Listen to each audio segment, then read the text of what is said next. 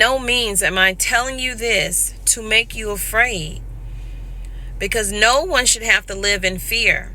But the truth of the matter is, there are a lot of people who will be living in fear because of what just happened to them.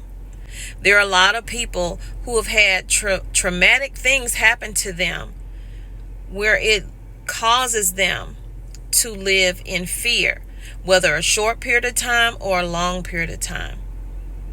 I have lived a life.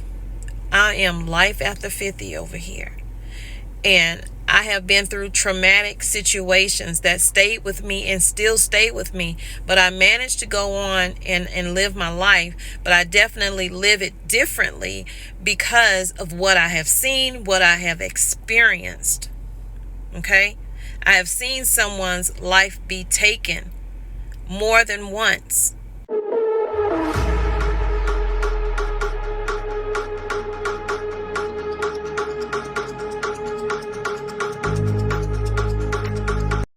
Hey, what's up, fam? Welcome back to the channel. I hope you guys are having a blessed day. I want you to send prayers out to the families involved in this ridiculous, uncalled for, disturbing school shooting. Yet another one. This one happening in a town called Winder, about an hour outside of Atlanta. There were casualties. There are victims sent to the hospital. And the age of the child, because it is a child at the end of the day that did this, is 14 years old. 14. Let's get into it. So far, what they know is that this was a 14-year-old boy. And they don't know if the boy attended the school. This is the beginning week of them going back to school in this county of Barrow. Preliminary statements say 30 people at least were injured. They don't know if all of those injuries are from gunshot wounds or just people, maybe running and trampling each other or whatever. They don't know yet. But they know that 4 people died today and 9 are injured and at the hospital. There were, the schools, all of the schools in that district went on lockdown. Law enforcement rushed to the scene. They barricaded the street. Parents could not drive down the street. They had to park on a separate street and walk down.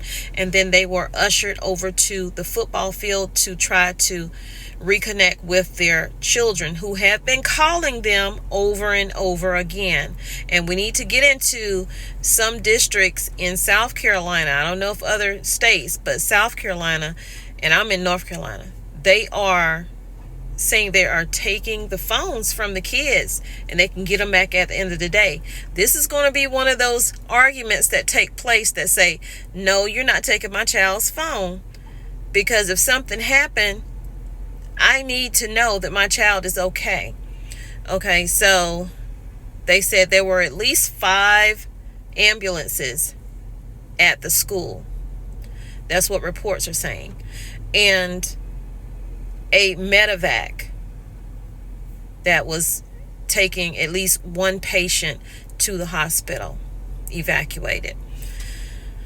Y'all, this has to stop. And where does it stop and where does it begin? Where does the reality play into what our children are seeing and watching on TV and video games?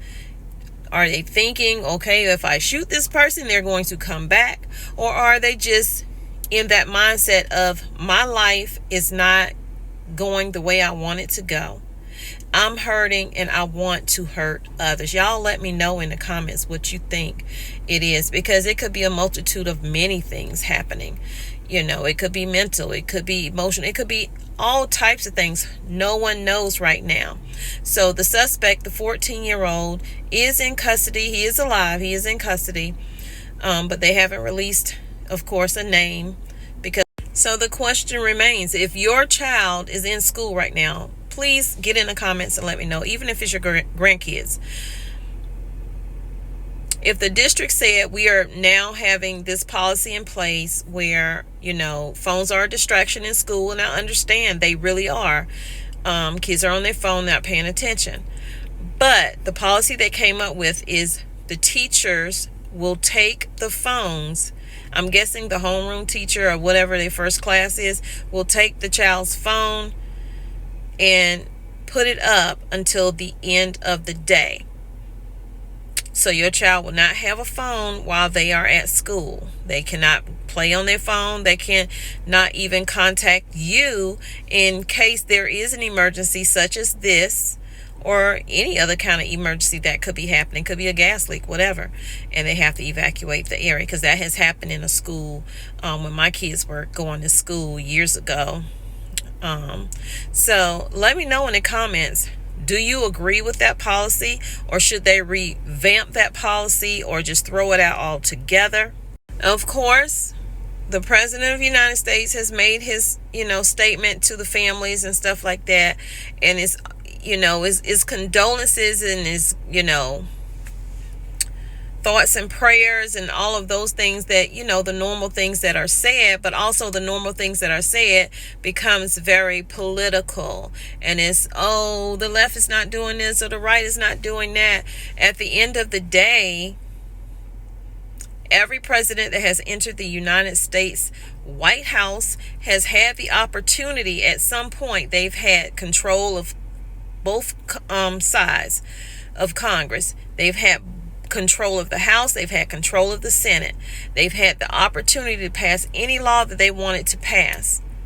And they chose specific laws that had nothing to do with anything that could help any situation. The first thing they say is, we want to ban assault rifles.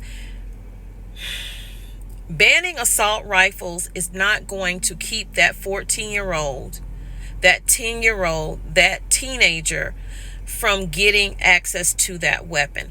If the parent has a weapon, that weapon should be placed where that child cannot get it. So does it now fall on the parents what happened today and any other time when a child takes the lives of others like that? Should the parents be held responsible? Y'all let me know down in the comments. Parents should be able to take their kids to school, or their kids ride the bus to school, however they get there, and know that their kids are going to come back home in one piece. My prayers when I leave my home, before I leave my home, and when I get in my car, is that God cover me, that He cover everyone that I love with His angels, that He protects us, that He brings us back safely in one piece as we left, and of course other things in my prayer. But parents should be able to drop their kids off or send them to school and know that their kids are going to come home at the end of the day. What they should not have to do is, whether their kids drive themselves or they drive their kids, they should not have to, an hour or two after school starts, they should not have to get a phone call. Well, not even a phone call, because when a shooting is happening, and I'm saying the word even though, YouTube is probably going to strike this video, but they are texting to not be heard. Kids were texting their parents. One text was this one I'm going to put up here, where the boy, he's a senior, texts his mom. He said, "Mom, there is," basically, what was going on. This is not a joke. This is for real, and that he was scared, and so she texted him back that she was coming, that she loved him. He texted her back, "I love you." But she didn't know if he was alive when she got there, until she found him on the football field with everyone else that made it out. Everybody didn't make it out, y'all. Okay? At least 13 that we know. 4 didn't make it out to live another day, but 13 that we know of for sure were injured in some kind of way. And the ones that did make it out, they are injured. That is PTSD. They are injured. They will need therapy. So y'all, let me know what y'all think in the comments, and I will see you guys in the next video. Please give this video a like, share, comment. Definitely send your thoughts and your prayers to these families, because they need it. Hug your kids, love your kids, tell them you love them, and pray over them, because this world we living in right now, hell in a handbasket. No means am I telling you this to make you afraid, because no one should have to live in fear.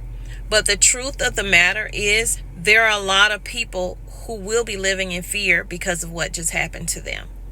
There are a lot of people who have had traumatic things happen to them where it causes them to live in fear, whether a short period of time or a long period of time. I have lived a life. I am life after 50 over here. And I have been through traumatic situations that stayed with me and still stay with me. But I managed to go on and live my life. But I definitely live it differently because of what I have seen, what I have experienced. Okay? I have seen someone's life be taken more than once. That does not leave you. It stays with you, especially when you're a child and you see that.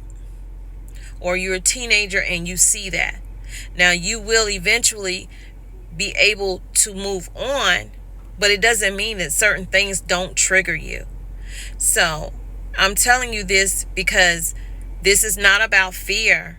This is about preparing ourselves, preparing our children, having that conversation if they are of age with them, to let them know there are some people that are bad people who do bad things, and there are good people who do bad things because of whatever traumatic situation has happened to them to cause them to react and act out and do bad things to others. So y'all, again, hit the like, share the video if it was helpful and useful, definitely, and leave your comments down below. If you are new to the channel, welcome in. My name is Tommy. I do news that you can use, news that you can't use. I do homesteading and gardening, even though most people don't watch the homesteading and gardening. But the way the food is being brought to the stores nowadays and in the stores and sold to us, we need to think about gardening and raising our own animals. So support those videos as well. It does help the channel grow, and it's a free way to support the channel by hitting the like and leaving comments and sharing the video. See you in the next one.